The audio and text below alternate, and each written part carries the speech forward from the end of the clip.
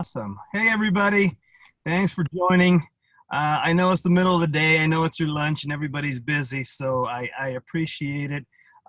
We have a lot to cover. I always try to impart useful information that you are actually going to put to use out in the field. With that said, let's get started. I'm going to go ahead and share my screen.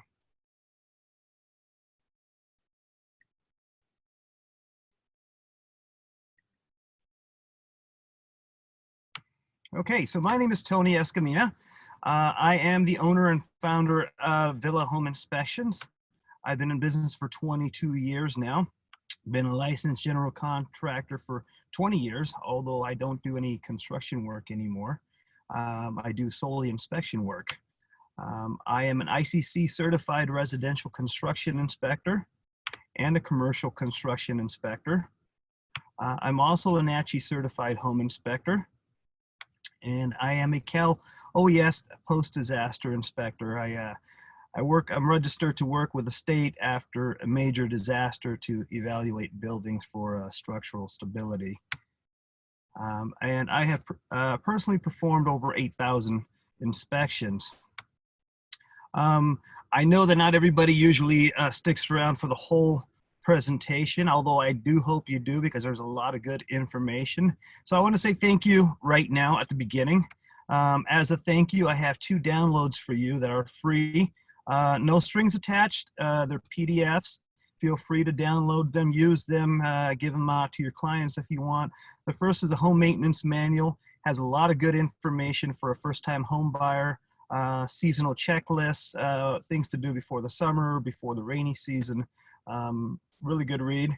And then this one is more for the realtors. It's a guide to inspection terms. If you've ever received a home inspection or a termite inspection or an appraisal and there's some terms in there that just don't make sense, you will very likely find them in here. There's almost 1,000 terms in there, and I'm adding a lot of pictures.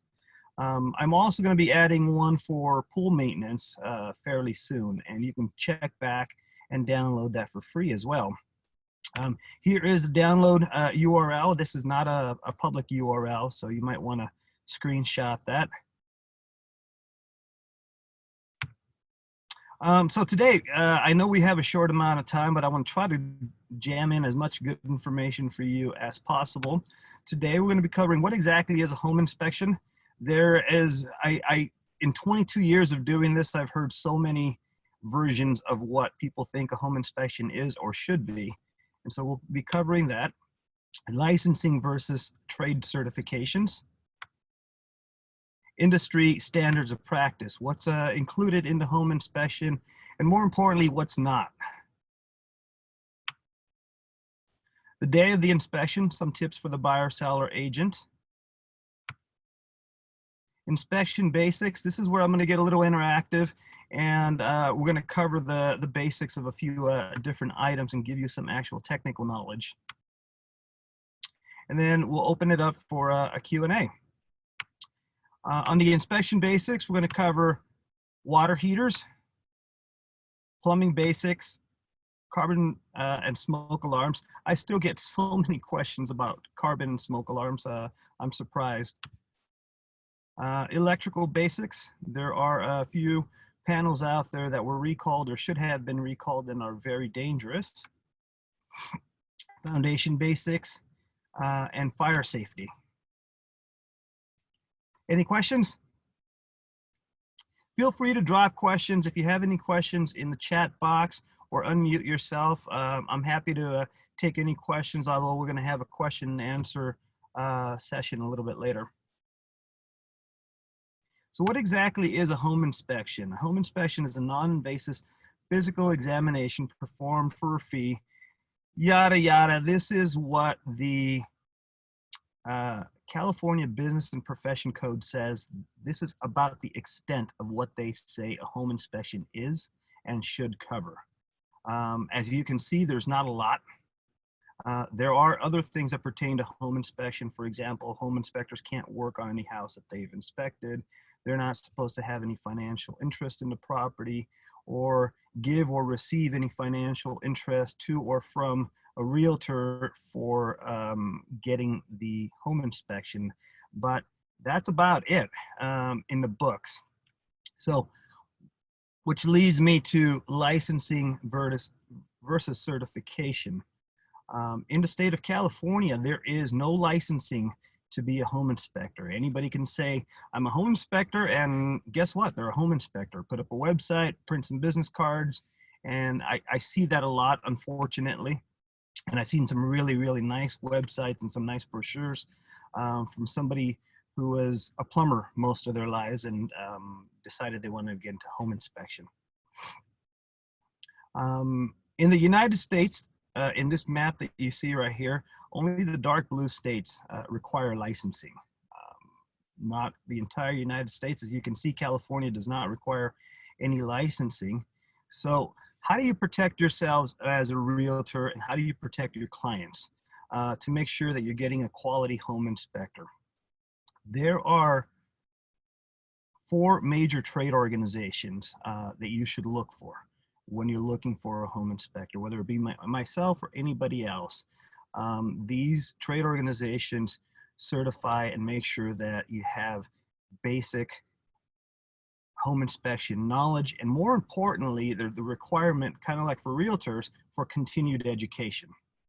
So the first one is the biggest one, is the International Association of Certified Home Inspectors. They are the largest organization here in the United States and in France, of all places. This one's a little more specific to California. You've probably heard this organization is CREA, California Real Estate Inspectors Association. They are really good at advocating for laws for home inspection. American Society of Home Inspectors is probably the oldest organization in the United States and Canada. And this is a good training organization for home inspectors. If you see this logo on there, you know that they have good training. There are also 2 major code organizations. One of them is the ICC, and I alluded to that just a little while ago.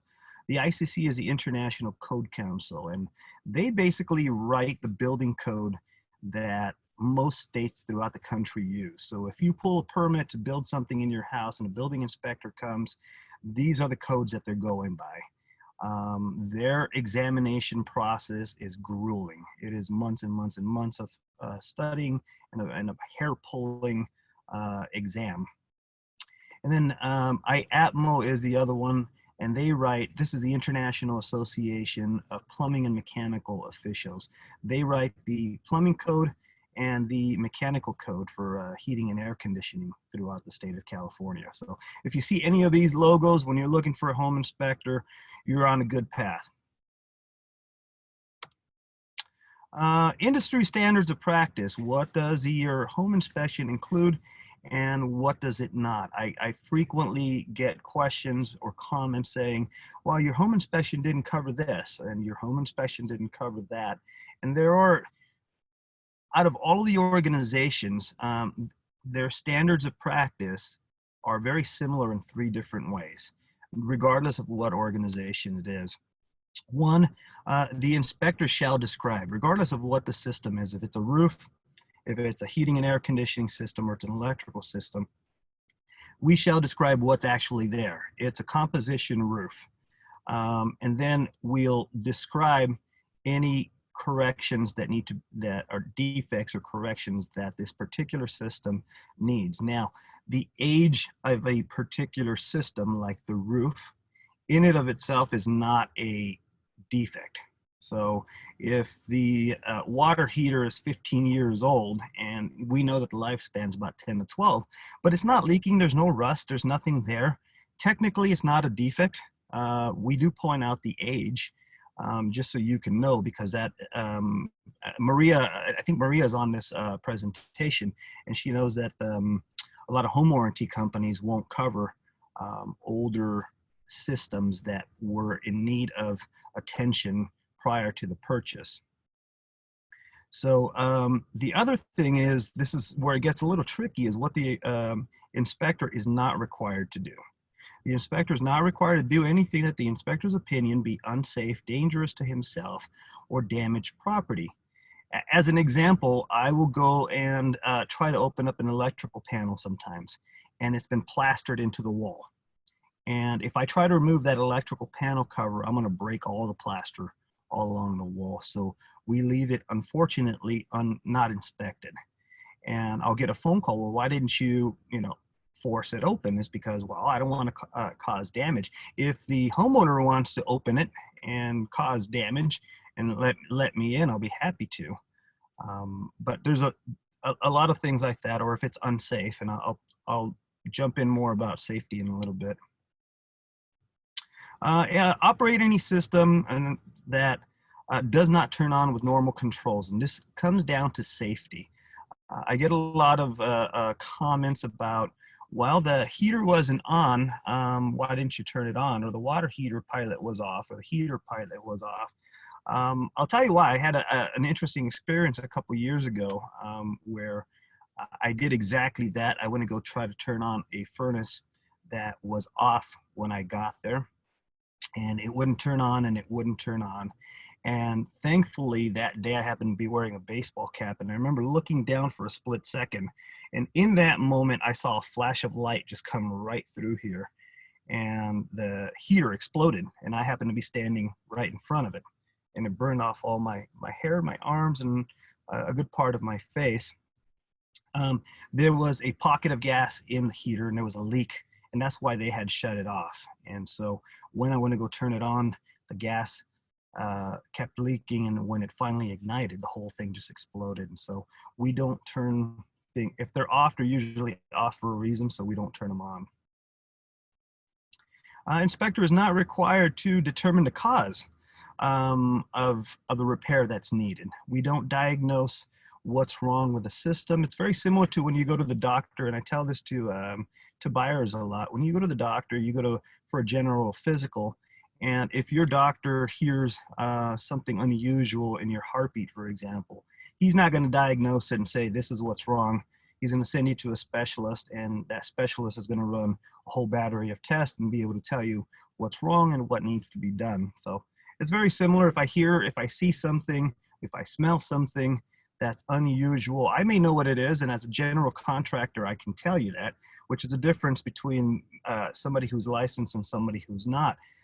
The law says that unless you're licensed in a particular field, you're not allowed to comment on anything beyond the standards of practice.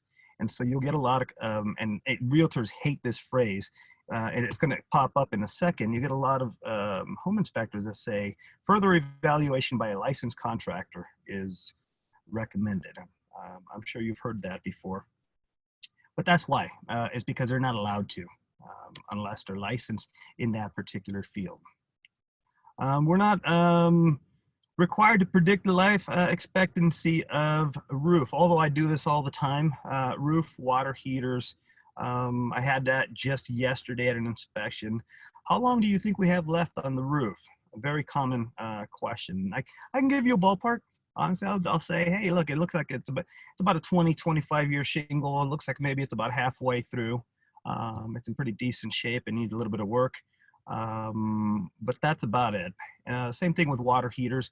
I'll tell you, hey, look, this water heater's past its useful life. It's not leaking. It's not actually, there's no rust or anything like that. But you might want to consider, just keep it on your radar.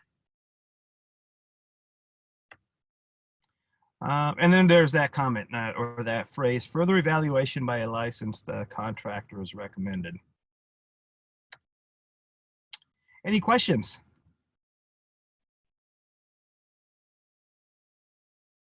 I can't see the pop-up here, so I don't know if anybody's writing any comments because I'm sharing my screen.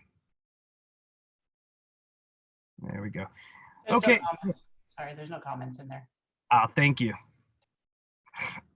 So the day of the inspection, I have when I send out a confirmation for an email, there's typically a link for a article that I wrote. It's on a blog on my website, and it's tips for home buyers and what they should expect of the inspection process before, during, and after the inspection. So these are some of the tips that I include for them. And there's some tips for real estate agents. Plan to be at the inspection. And this goes without saying. If you're buying a $700,000 house and you're paying me $400 or $500 to do your inspection, why would you not be there?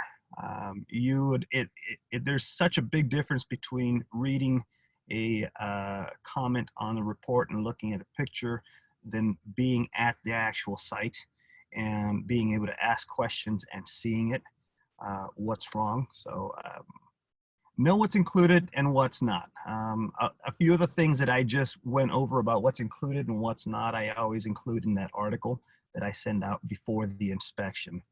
I think that if the buyers know ahead of time, whether it comes from me or whether it comes from someone like yourself, what to expect during the home inspection process, I think it makes the whole process so much easier for everyone all the way around. Because particularly, you know this, first-time home buyers, I can sneeze and scare a first-time home buyer. Leave the kids and family at home. I had this one just the other day. I kid you not, I can't make this up. The buyers showed up with 9 people to the inspection. 4 of them were small kids. And the buyer, unfortunately, in that situation, does not get the most value out of the home inspection because they just can't concentrate. I'm a big fan. I know it's an exciting process for buyers to want to show the family the house. I just think that it should be done at a different appointment, because this way the buyer can concentrate, they can ask questions, they can have a good understanding what's going on. And then, you know, there won't be a lot of questions after the fact, or a lot of stress after the fact when a report comes. Leave Uncle Bob at home. Uncle Bob is that well-meaning friend, family member, brother-in-law, father-in-law who knows a little bit about construction, and sometimes a lot about construction. I had a building inspector show up actually one time and comes to the home inspection and wants to walk around and participate and collaborate in the home inspection. And I get it. He wants to be helpful, but it serves more as a distraction than anything else. And if you've done your homework so far as a realtor or as a buyer, and you found a good home inspector and you know they're qualified, you've checked out the reviews, you've checked out their websites, you should have the peace of mind of knowing that that home inspector's got your back and they're going to do a good job. But in order to do that, they need to be able to concentrate. And so I always recommend that the buyer be there. They walk around with a home inspector for a little while, and then at the end we get back together and review any findings, walk the property, ask questions, all of that. Bring a pad and paper. It's supposed to say a pen and paper for notes. A lot of things happen. Buyers forget a lot of what happened. So I always recommend that they bring some paper and a pen. Bring a measuring tape. You can measure for appliances, measure for furniture, measure rooms. I had my own inspector recently buy a house, measured for the refrigerator. The refrigerator came in, it fit perfectly just like he measured, but when he opened the doors, it actually hit, I think it was a cabinet or a stove. And these are the things that buyers can take care of while they're there, while the inspection is going on. And bring a camera. Take a ton of pictures while you're there. You can show that to the family. Take a ton of pictures. Buyers can then go home and plan where the furniture is going to go, what colors the walls are going to be, all of that fun stuff. General tips. As an agent, should you be at the inspection? Every day of the week and twice on Sundays. Yes. You'd be amazed how many agents don't show up to their own home inspections. And they'll send, and not to say that you're not busy, I get it. But what happens is that when you get my report, or any home inspector's report, the home inspection reports are very one-dimensional. You're going to look at a picture, you're going to read a comment that might seem, you know, like it's a serious problem. Whereas if you're at the inspection, you can talk to the inspector and ask questions. A lot of the times, honestly, they're maintenance related problems. There's only a handful of things that are really major problems. The rest of the stuff can usually be dealt with, but it looks a lot more dire on paper than it does in person most of the time. So yes, I do recommend that the agent be there as well. A lot of agents will show up towards the end of the inspection report, which I think is the inspection. I think it's a great idea. They'll, hey, my inspection's starting at noon. It's going to take about 2.5 hours, and the agent will tell me, hey, I'll be there with the buyer about 1:45. What do you think? I'm like, perfect.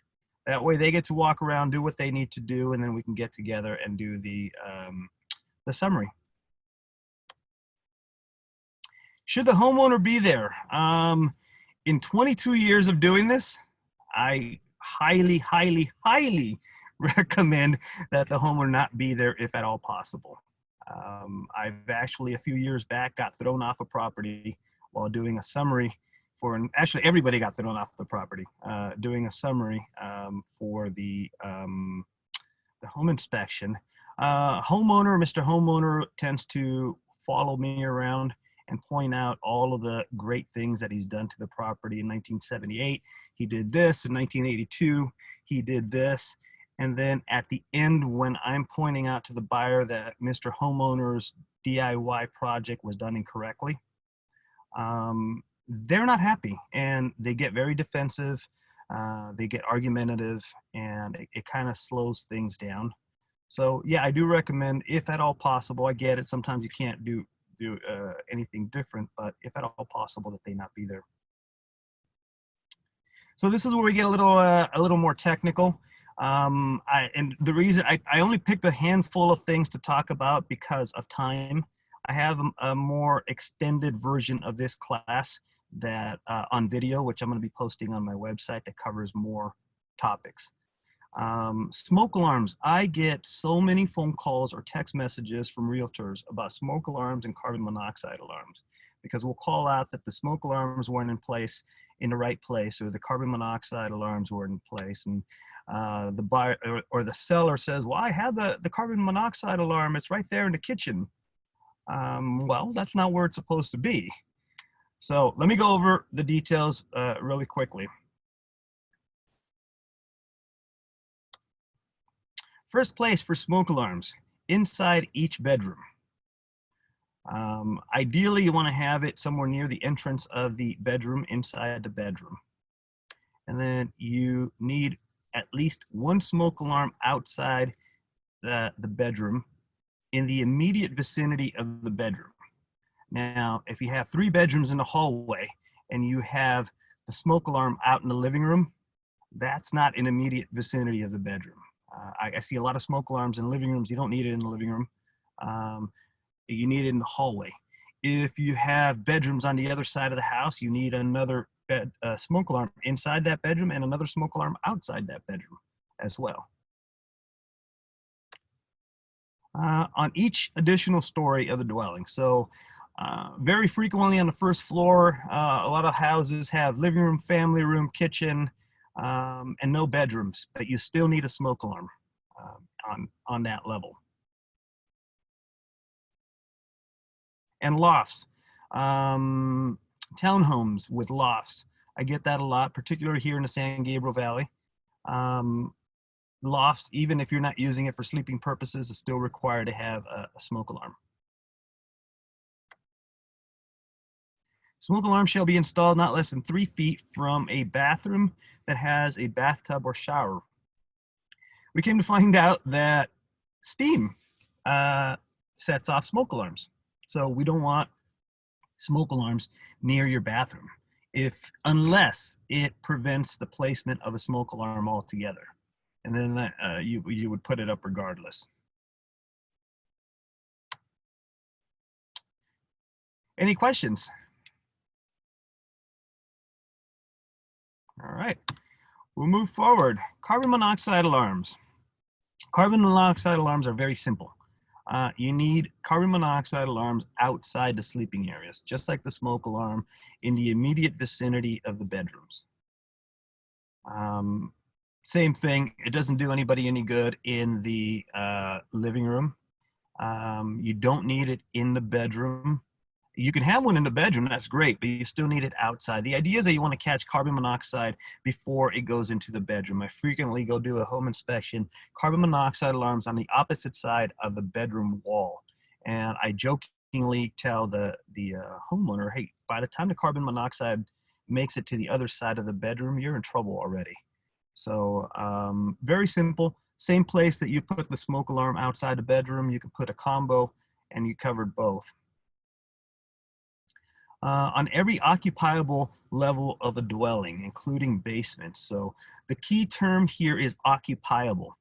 If it's a finished basement, it requires a carbon monoxide alarm. If it's just a regular basement, you don't, unless you have a furnace down in the basement or a water heater. Same thing with attic. If it's a finished attic, it requires a carbon monoxide alarm, otherwise it doesn't. Fuel burning appliances, where fuel burning appliances are located inside a bedroom. I'm going to get a little bit more into that in a second when we get into water heaters, but I see a lot of condo units that people decided to install laundry in the bedroom closet. And the washer is fine. The gas operated dryer is not, because it can create carbon monoxide. You can have gas leaks. So I'll go ahead and get into that in underwater heaters. And then the combination, you can have a combo outside in the hallway instead of installing two different units. And last but not least, on carbon monoxide alarms, they need to be installed by manufacturer's instructions. There's about 3 different types of carbon monoxide alarms, and they all have to be installed where the manufacturer says. There's some that go about 4 feet up on the wall, and I frequently find those on the ceiling. Or I'll find the one that goes on the ceiling on the wall, or the one that goes plugged in, even worse, the one that goes plugged into the outlet, I'll find it on a bookshelf. So just as long as it's done by manufacturer's instructions, it'll work fine when it's supposed to. Water heaters. I jokingly tell people water heaters, there's about 10 things that can go wrong with water heaters, and 5 of them can kill you. Inside prohibited locations, inside a bedroom or sleeping area. There are some exceptions to the newer code where you can have a water heater inside your bedroom closet or your bathroom that's adjacent to the bedroom. It has to have a self-closing, tight-fitting door, and it has to take all of its oxygen from the outside, directly from the outside, not from in the room. As a contractor, I still don't recommend it. I don't agree with that new law. I think it leaves too much room for error and potential hazards. Gas leaks and carbon monoxide. If that gas operated appliance does not work properly, you have a potential for a gas leak or carbon monoxide right in the area where you're going to be sleeping or your kids might be sleeping. In the garage, 18 inches off the ground. The water heater has to be 18 inches off the ground. In the garage, you're probably going to have things like gasoline, paint, solvents like paint thinner, paint cans, things like that. If those things are too close to the water heater burner, the very fumes of those cans of like gasoline can cause an explosion. And that's why the water heater is required to be 18 inches off of the ground. Only in the garage, nowhere else. But that's why it's required to be 18 inches off the ground. And protected with a bollard, a post, as you can see in the picture right there. These are very important, part of the new code. On older houses, it's not required, but I do highly recommend it, and I'll show you why right now.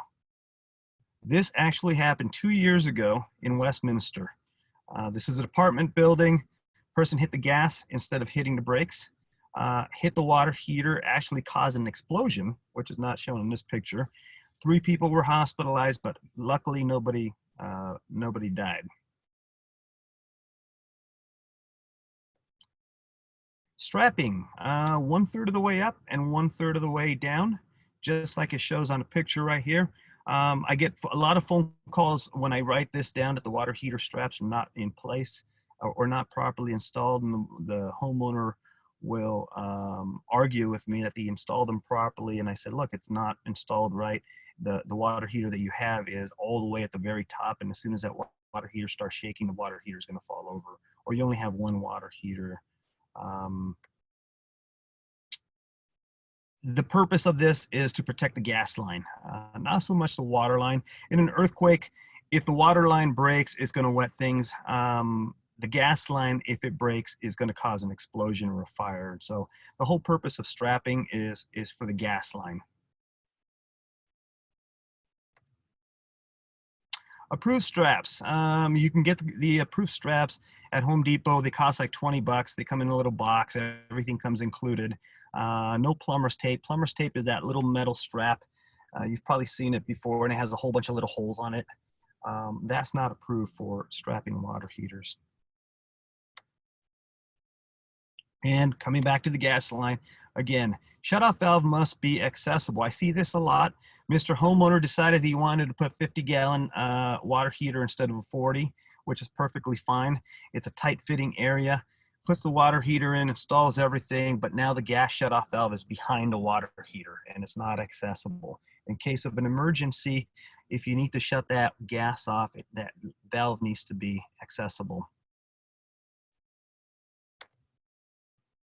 And flexible gas connector, that little yellow connector, I'm sure you've all seen it, that connects water heaters, gas dryers, ovens, you name it. This is what I'm talking about. This is the actual inspection that I did. The water heater was installed beautifully with the exception of this.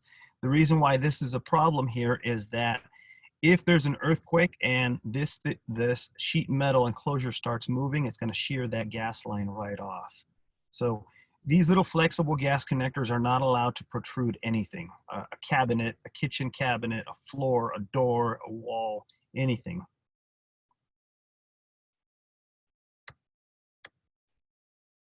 Combustion air, I talked about really quickly. I'm sure you've seen water heater enclosures that have two openings. One of them is on the top and one of them is on the bottom. The reason why that is required is that the burners down below require a certain amount of oxygen to burn properly. If they don't burn properly, it'll cause carbon monoxide to spill. And if the water heater is located outside, that's fine. It's not that big of a problem. If it's located inside the house, now you're spilling carbon monoxide into the house. So that's why they're required. I see that with a lot of home improvements where they cover those up. They replace a door on the closet or install some really nice cabinet doors in the kitchen. On some of the older units, these are installed in the kitchen, and then it has no combustion air anymore. The temperature pressure relief valve is that little valve on the side of the water heater, and a lot of people ask me what that's for. If the temperature on the hot water gets too high or the pressure gets too high in the tank, this valve will open up and it'll shoot scalding hot water down that pipe, and it's required to terminate outside. And it prevents this from happening, and I'll show you in a second. I find that a lot of times when that valve is leaking, rather than fix it or replace it, people put a plug on it and plug it. And you don't want to do that. And I'll show you why. This is an actual water heater explosion in Phoenix, Arizona a few years back. The temperature pressure relief valve had been capped, and the temperature knob down at the bottom had been turned a little too high because somebody really wanted some hot water. And when it blew up, it took out half of that garage. And so that $12 valve could have prevented that from happening.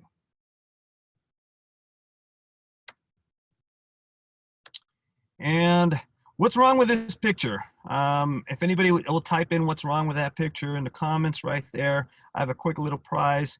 It's a via home inspections measuring tape for your glove compartment. Everybody's always asking me for a measuring tape when I go do a home inspection because they want to measure, cabinets and stuff like that. So, what's wrong with it is that on venting, that plastic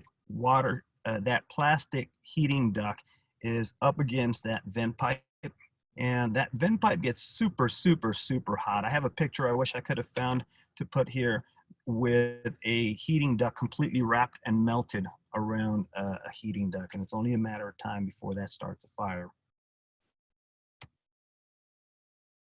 Must terminate 1 foot above the roof line. That's for the same reason that you don't want any combustion gases spilling back into the house. It must slope upward. In older houses, particularly here in the San Gabriel Valley, I see a lot of California basements, and the water heater is located there. And sometimes it's a really, really tight fit.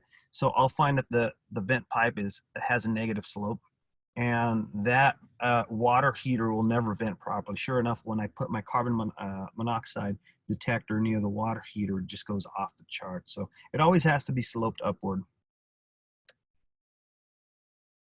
And of course, adequate clearance from combustible materials. Plumbing. Now, there's a lot of stuff in plumbing, and I'm not going to get into everything about plumbing, but this is one of the most common questions that I get, and about sewer line inspections and when you should have a sewer line inspection and when you shouldn't. There's a couple of times where I tell people, you know what, you really don't need a sewer line inspection, and I'll get into that. If you have an older property, you might, that's one red flag of why you might want to get a sewer line inspection, for a variety of reasons. You have clay pipes. Orangeburg pipes were primarily used back east, but there's some pockets that I've seen here in the San Gabriel Valley that still use Orangeburg pipe. And what that was, it was a fibrous material, and it was done with wood fibers. And we came to find out it wasn't the best material, because when it was underground for a long time and it got wet, it actually collapsed like this. It just pancaked out. It didn't break, it just pancaked out. So occasionally I'll run into those, or clay pipes, but primarily on older houses, you're going to find one of the two. Long distance from the house to the street. If there's long distance from the house to the street, the soil may have settled unevenly. Earthquakes like the one that we just had this weekend will cause the soil to go like this, and it will cause the sewer lines to do the same thing. And occasionally the pipe will disconnect and cause a blockage. Expansive soil, I'll get into that really quickly in foundations. I know we're running a little short, so I'm going to get through some of this stuff really quick. Expansive soil is exactly what that means. When it gets wet, it expands. It's like clay-like, and stays wet for a long time. And it pushes up on foundations, it pushes up on driveways and concrete in garages, and it breaks them up pretty bad.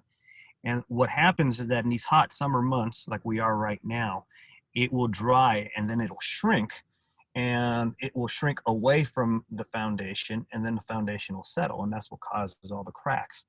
So ironically, the best thing to do if you have expansive soil is to water it during the hot summer months, so that it doesn't dry too much. And you've probably seen pictures of expansive soil. It's dirt that's really, really cracked up, and you know, like you see in the desert. If you see that in a property, you have expansive soil. Earthquakes. I just talked about earthquakes and how that affects sewer lines. Large trees goes without saying. This is an inspection that I did just last weekend. You can see the date up on top, just a few days ago. Large tree, went back 2 times. Plumber said that they cleared out the roots, and they in fact cleared out about 1.5 inches of the roots. I pushed the camera through another 10 feet, and there was another blockage from the tree roots. That's your biggest indication that you need a sewer line inspection, but not all the time. There are some times where you don't need a sewer line inspection, even if you have trees in the front yard. I had one that was a corner lot, and the main sewer actually drained to the opposite street. And there was no issues with that side of the house. And I told the homeowner, look, you don't really need a sewer line inspection here. There's no trees, there's no bushes, there's nothing. I ended up doing it for them because they really wanted some peace of mind, but it was perfectly clear. Or sometimes it drains into an alley at the back side of the property. So it's not always needed, but these are some of the issues why you might actually need one. And I get a lot of phone calls about this and a lot of questions, particularly from first-time buyers. They get really nervous, and they, you know, should I do it? Should I not? And so there's a good article on my website about all of these issues. GFCIs.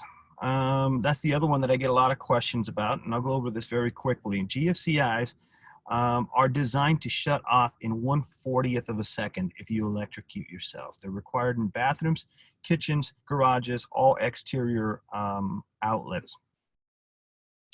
And some of them shut off in less than a 40th of a second. Now, the most newer ones I've seen shut off in a 10th of a second, which for $15 at the GFCI cost, I highly recommend it. Particularly with kids. Kids get very curious. In bathrooms, I get a lot of questions. Well, there's no GFI in there. Why is there no GFI? In bathrooms, it wasn't required until 1975. So if I go do an inspection and it doesn't have it, it's a recommendation. It's not a requirement. In garages in 1978, and this is the one that surprised me, in kitchens, it wasn't required until 1987. And then 1973 in all exterior outlets. Really quickly, there's a couple of electrical panels out there that are very, very hazardous. They were never recalled here in the United States, and a lot of it was political. The Consumer Product Safety Commission basically ran out of money and couldn't pursue this any further. Federal Pacific Electric had a lot of problems with their panels. The telltale sign for a Federal Pacific Electric system, whether you have one in your house or a house that you're showing one of your buyers, are these little orange breakers. The tips are orange. A lot of design issues with the problem. They were basically sued out of existence. They filed for bankruptcy eventually, and they're no longer in business. But there are literally thousands of these panels still out there.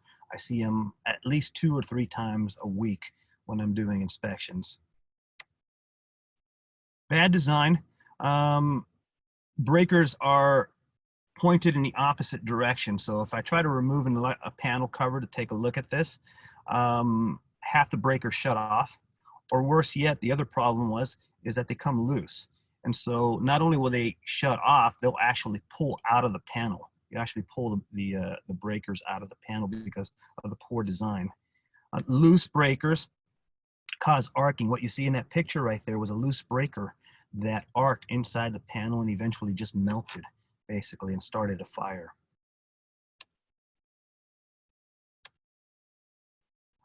Two quick problems with this particular panel. If you turn off one of the 110 breakers, sometimes the power keeps running. So if you're changing a light fixture and you have bare exposed wires and you think you shut the power off, sometimes the power is still running. On 220 circuits, where you have ovens, you have HVAC systems. If there's a short in that circuit, sometimes the breakers don't shut off and it causes fires, just like this one, the one that you see in the picture. This is why they're no longer in business. Unfortunately, like I said, these were never recalled in the US. They went under a different name in Canada, and they were recalled in Canada, but not here. Same thing with Zinsco panels. Zinsco panels, if you look at that picture on the left right there, that's the main problem that this panel has. The telltale sign that you have a Zinsco panel is you have red, pastel blue, and pastel green breakers in the panel. So even if it doesn't have a label, you can tell that it's a Zinsco panel. Zinsco panel were very popular in the 1970s. They had 2 bars that went right down the middle of the panel, and all of the breakers got attached to those 2 bars. Unfortunately, those bars were made of aluminum. And we came to find out that aluminum, when it heats up, it deforms. And it caused the breakers to loosen up inside the panel. And then it caused arcing, just like the last one that we saw, the last picture that we saw, and arcing caused fires. So again, there's still thousands of these panels out there. Unfortunately, and sometimes people have a tough time understanding why, when I see something like this, or any home inspector sees something like this, we're going to recommend that the panel be replaced altogether. So sometimes there's nothing wrong, visibly wrong with the panel, but it's one of these things that you only get one opportunity to find out whether it worked properly or not.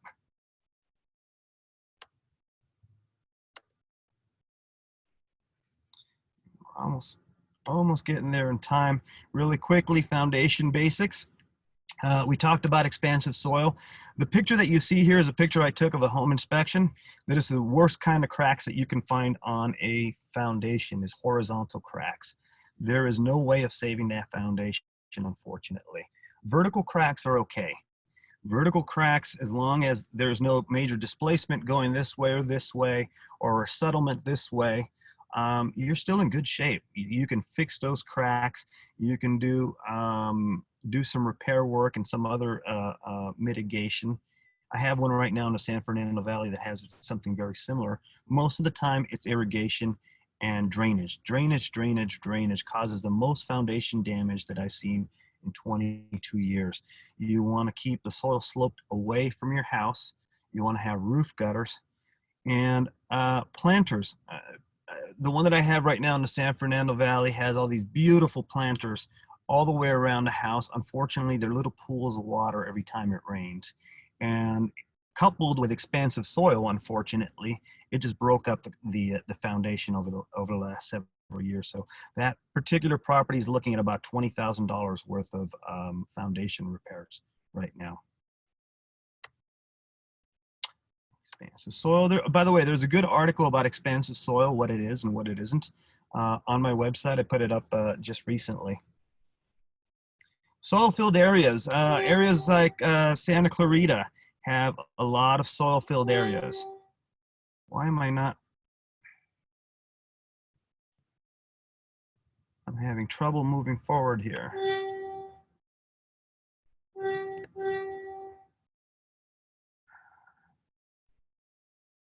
How's that? There we go. Earthquake damage. That goes without saying. Earthquake damage usually. Am I still here?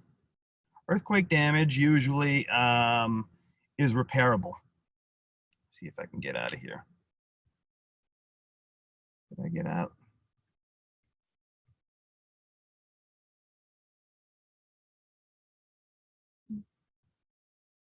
No, I think I got kicked out. Did we get kicked out?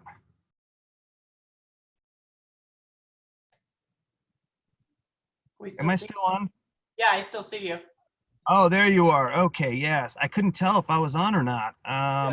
Let me bring up the Your screen share is gone. Your screen share is gone, but we still see there you. we go. Can you see that now? No.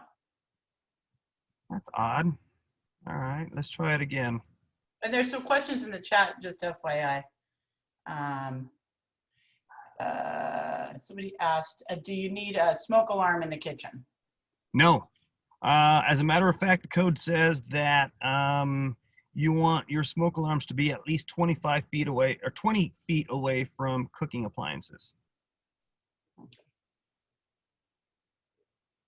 For whatever reason, it's not allowing me to share my screen again.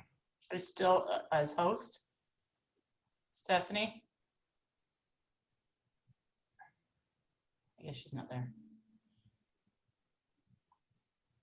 It's my screen is frozen. I can hear you and I can see you, but everybody is frozen.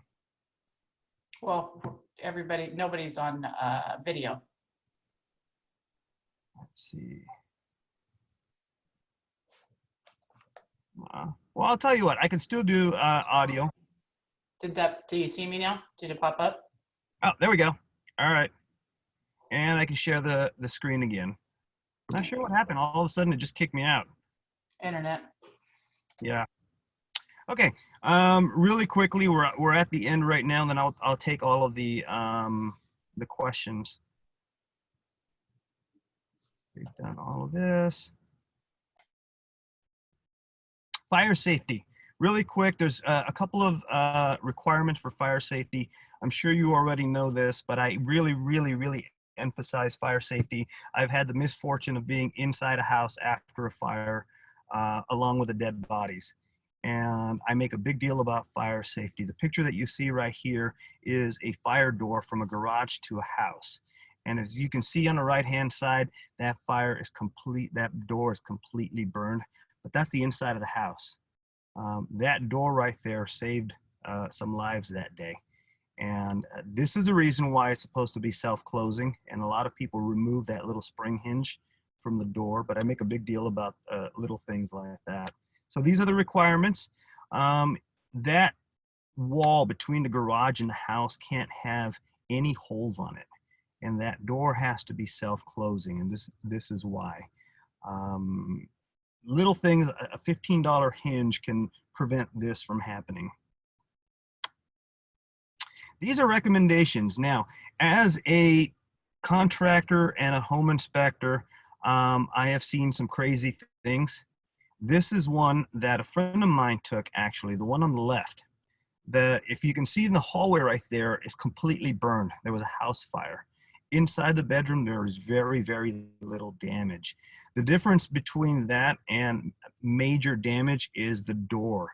Somebody went in and replaced those doors with solid doors, and not those little cardboard ones that you see in most homes. I highly recommend, it's just a recommendation from experience, your bedroom door should be closed at night. And you might want to consider, of course, having your smoke and carbon monoxide alarms in place. And you might want to consider replacing your bedroom doors with solid doors in case of a fire. You can prevent this from happening. The picture on the right was the same thing with looking from the inside of a bedroom. Some of the fire got through, but it didn't make it all the way inside the bedroom. And have a safety, an escape plan. I have one with my family, and all my family members have one. In case of a fire, do not step out of your bedroom. Jump out the nearest window and have a plan to meet somewhere else. Don't even try to reach out for anybody. You just know that everybody's going to jump out a window. And having said that, I'll take any questions.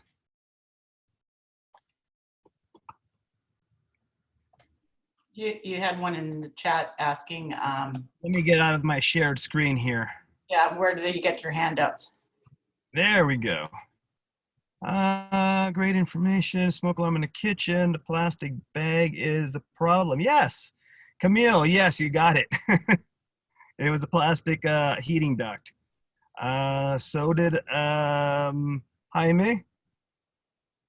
Water line shouldn't come in contact with a vent. You see you, not your screen. Screen share stop. Scroll left to find okay.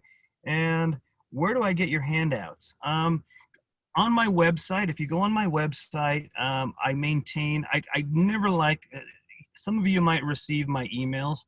I never like to spam people. I believe in educating. And when you get an email with a blog post, it's usually something that's one of these topics here. I have tons of them on my website. Go to www.inspectaproperty.com/blog, and you will, or /downloads. And there's a lot of good downloads on earthquake safety and all of these things that I just touched on. I'm also going to post on my website an extended version of this class that I did just a few days ago for another organization, which covered a lot more systems in the house. So that's basically it. Any other questions? Please share your contact info again. Okay, I'll put it here in the chat. Where did it go?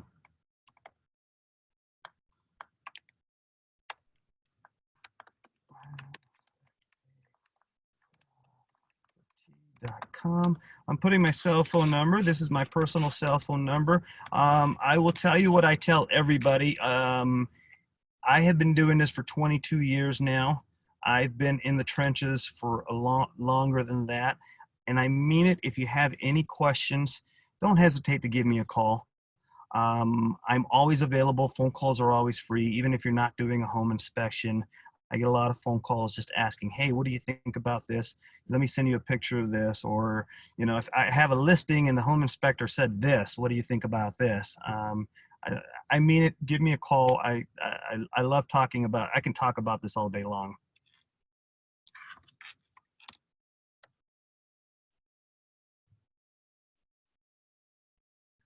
There we go. Well, Tony, it was good information. I do appreciate it. Thank you for giving me the heads up on all that stuff. Thank you, Sean. Appreciate that. Like I said, I have a lot of information. Check it out. and I'd love to do another one of these and cover other topics at some point. I've done, in this day and age of COVID, I have been glued to my computer, and Zoom has become like my friend. So, like most of us. But I'm going to take some of your advice, Sean, about those drinks a little bit later today. That's a good idea. You know, Tony, I'm also a licensed General B. Oh, good. So, Oh, nice. I've seen a lot of the things. I have a quick question, if you don't mind. Sure. You know, carbon monoxide detectors in the beginning, they always told us to mount them in a similar fashion to a smoke alarm.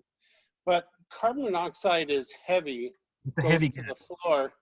And so I've been advising my buyers to always put one on the wall, like next to the controls for the air conditioner or something like that. Mhm. Or to get a plug-in one and put it in the wall in one of the outlets in the hallway.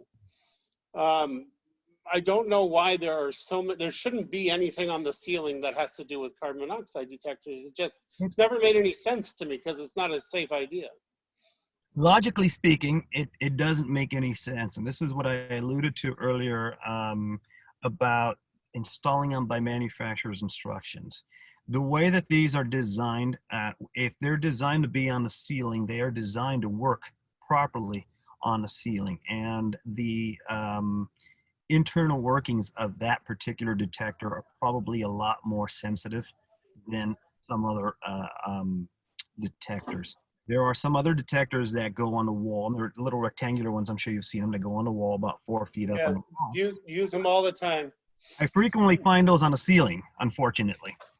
Yeah, I had to take one down on a listing the other day. They had it on the ceiling. I Put see it all it the on the time. wall. Yeah, Yeah.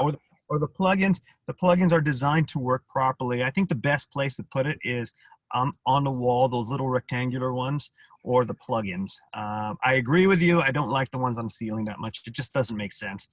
Carbon monoxide is a heavy gas, and it stays toward near the floor. Yeah, actually, I use it sometimes as a moving gift. I get them, you know, one of those ones that you plug in, and when the power goes out, the light goes on. Yeah. You know, they love them. They love them. And then, you know, the same thing with the carbon monoxide. The first time their power goes out, they'll remember you. I'm gonna keep that in mind and print my company logo on them. Yeah, yeah. You can't steal my idea. If I see them, I'm coming after you. Yeah. Thank you very much for your information. Have a great day. All right. Thank you so much, everybody. Again, I hope to see you soon outside of this virtual environment and actually drop by and visit people and shake hands and bring donuts and all of that fun stuff. Hey, I got one thing, Tony, I noticed in the chat. Somebody said it should not be a combo. There are revisions of regulations regarding carbon monoxide detectors. Do you know anything about that? Not that I've heard of, as far as them being a combo, because I know that I just had a discussion just like 2 days ago with the local ICC chapter, and we were talking specifically about carbon monoxide alarms. But maybe I'll learn something new today. I will definitely look into it, and if there are any changes, I will definitely post it on my website or my Facebook page. Okay, Patsy, I hope that helps with your question. Okay, thank you. All right. Thank you so much, everybody. Have a great Bye-bye. day.